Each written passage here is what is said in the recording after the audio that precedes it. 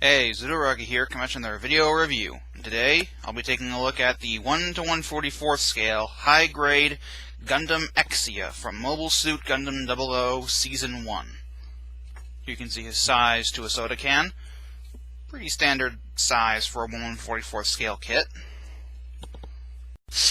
As far as colors go, it's pretty much the standard assortment for a Gundam. Mostly white, with a fair amount of blue, some gray, or dark gray, some yellow, a little bit of red, and then some extra colors unique to the suit, in this case a very light blue. Oh, and some clear pieces with black stickers. View from above. Wait, no, this is from below. My brain just shorted for a second. Sorry! Not a whole lot of colors, but there's enough. It gets the basic idea across of what the kit is supposed to look like. As for its posability, it's pretty good, but what you'd expect out of a Gundam model. The head has the neck has two ball joints, one in the head, one in the torso, so it can look up okay.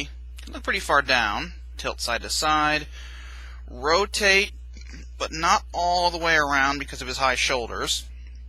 These yellow things can flip up. Still not entirely certain what they're for, but they're there. The arms can move back and forth and up and down at the body. They can also swivel a little bit at the body. They can go all the way around at the shoulder. Shoulder armor can move a little bit too. Arms can move out to the side that far if you add in the body joint. And one neat thing is this rubber piece on the shoulder actually moves as you move it. Actually bends as you move everything, so that's pretty neat. There is a swivel just below the shoulder, allows the arm to move all the way around. Arm can bend that far at one joint in the elbow. Hands are on ball joints, side to side, in and out, swivel, all that good stuff. Waist is on just a swivel, so side to side, and a little bit back and forth, but it's barely noticeable. These little storage things for the shorter beam sabers can move up and down. The front skirts come packaged in one piece, but as with many 1/44 scale kits, you can clip them to allow them to move individually, but generally they just move up and down together. The legs can move forward that far, back that far, only out to the side that far because it's a ball joint instead of the usual hinge joint. And there's a ball joint type thing in the hips. I don't really get it. It can bend this far at the top joint in the knee. What's a noint? And then bend this far at the lower joint. So overall, you can get a pretty good knee bend out of him. The ankle armor can only move up. It can't move down any further than that. And there is an ankle joint in the leg that allows the foot to move back and forth a little bit. And that's about it. Oh, and it can tilt side to side just a little bit. And there's a ball joint in the foot, so it can swivel, tilt, move back and forth, all the stuff you would expect. And that's about it for the posability. So now we got into the accessories. Oh boy. His accessories are pretty good. For starters, he has his beam sabers. Let me grab them all. He comes with 4 beam saber handles. Just little white pieces of plastic. Now, I don't remember if I scavenged this from another kit or if he came with it. I'm not 100% certain, but the one I have has a clear pink beam, and it just has a tab on the end, slot in there, plug it in, there you go. And of course he can hold it. Just drop it into his hand like that. It's not the most secure fit, but it does the job. One thing I know that he comes with is a solid white beam saber. It's the handle and the beam all molded as one piece. And again, that works the same. Just drop it into his hand like that. It is what it is. The beam saber handles can be stored on him. There are tabs on the backs of his shoulders and tabs at the back of his waist. So you can just slot them on like that. And that. That's a little too far to the side.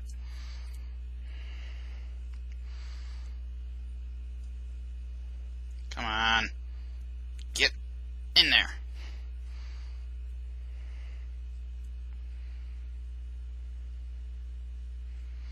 And there he is with them all stored on him. And of course, for the hip ones, you can fold these up to make it look like he's getting ready to grab them. Of course, unlike the U100 scale, they can't fold to the side, so that's a bit disappointing, but whatever.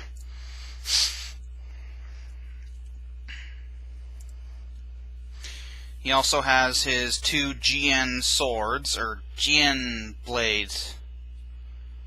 I forget what they're called exactly. All this stuff has such odd names. He has the long sword and the short sword version. As you can see, they're just solid white plastic with a blue hilt guard.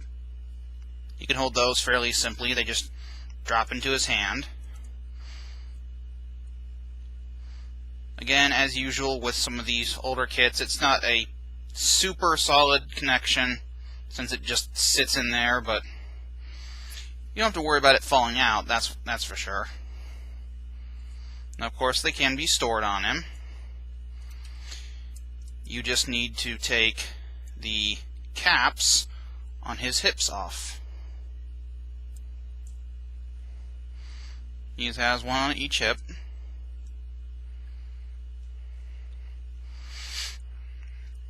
And then he has these dark gray storage things that the swords go into.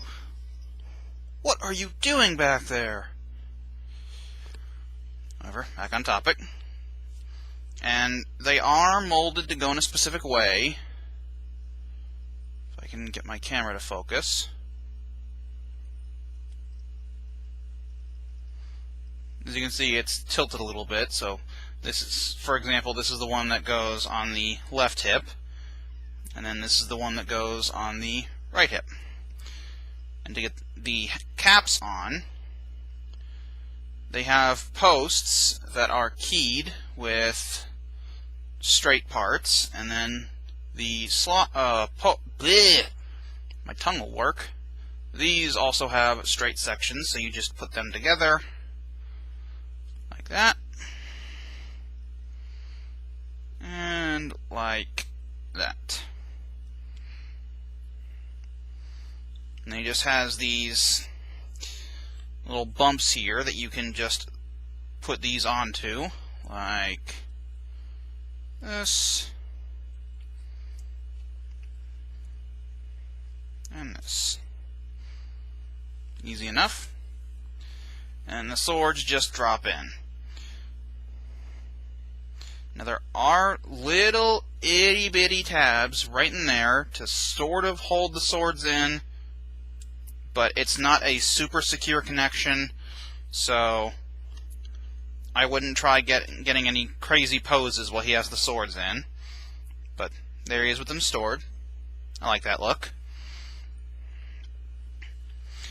He also has a second left hand that is splayed out like this, just for some action poses, and you can get that in by just popping out the existing hand, excuse me, and then pop the new one in. Again, it has the same poseability. It's a ball joint. He also has his GN shield.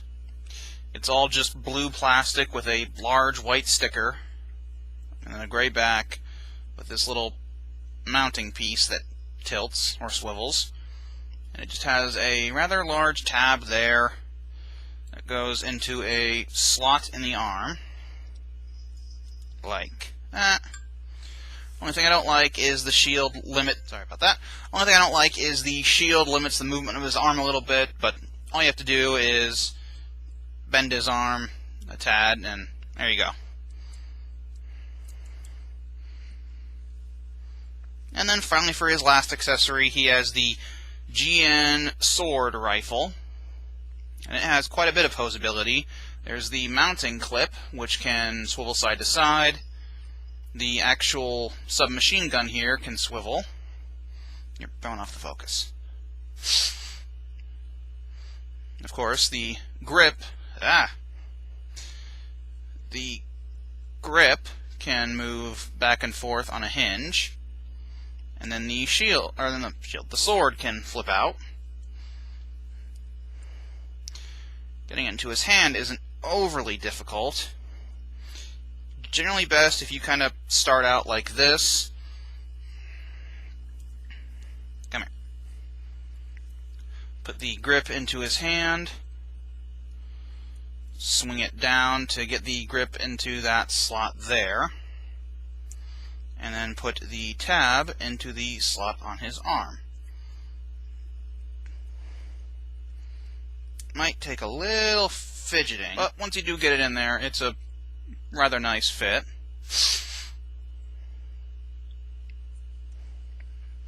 Very big blade. And of course, you can get him to use it in the gun mode by just raising his arm. Come on. Or you can get him to use it in the sword mode by flipping out the blade like that. Come on. Stop dropping your bits. Or there is a secondary mode for the blade, where you bring it and straighten it out like this, and it sits in a more typical sword fashion.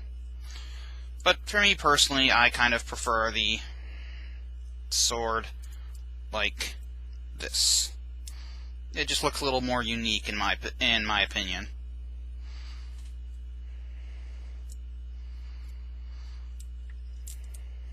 Oh, one thing I forgot to mention. The little chest bits here that have the vents, these can wiggle a little bit if you hadn't figured that out already on your own.